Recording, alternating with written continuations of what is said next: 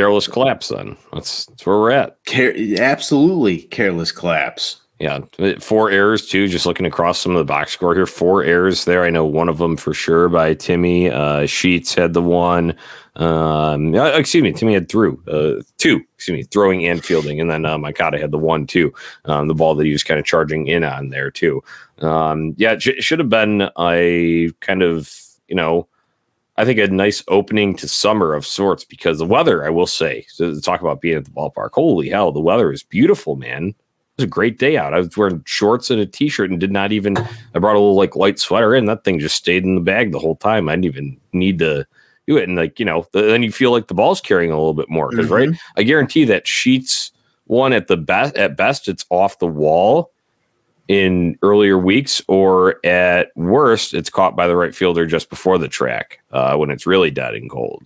But and Pollock, no way that thing gets out. No way that home run in that was at the 8th inning that he hit his. Yeah, no way that ball gets out. It barely cleared as it was. I had the view from it sitting on third base line, and like I said, those things should be stuff that's propelling you forward here instead of just a lost cause in the end. You're absolutely correct there, Johnny. We'll go break some of this more down when we get into some of the scoring plays, but holy shit, dude. The Sox offense shows up.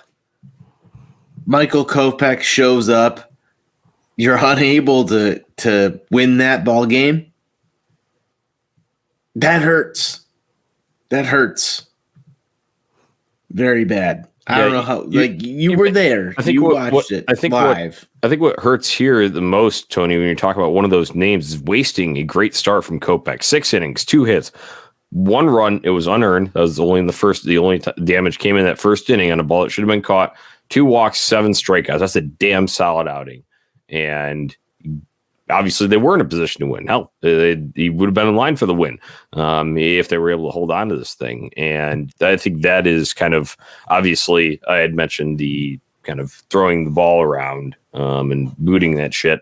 That's really what is kind of the biggest sort of thing that irks me. But I guess this would be second because it's been hard, at least until before this winning streak. It'd been hard to really string together really quality outings from your starters. Now you're getting it. And you can't just be throwing them away, man. Yeah, I agree with you. But to a certain extent, Johnny, you rattle off 6 in a row, 2 of those coming from Vinny Velo. Was it time for the White Sox to maybe drop one?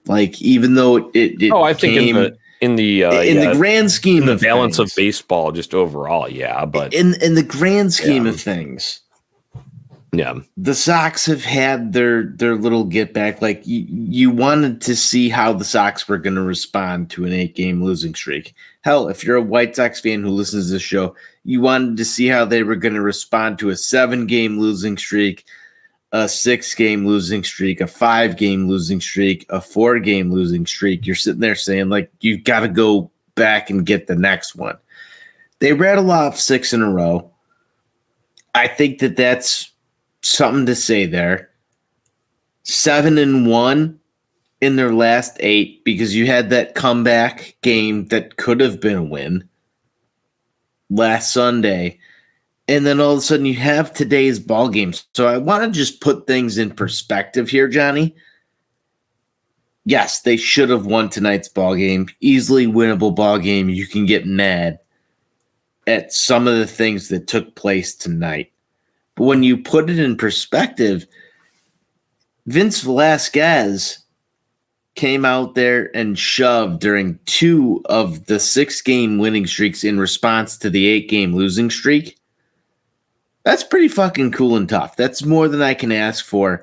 If we're talking about trying to look at how you go win a division, it's something like that crops up. I want to see how they respond tomorrow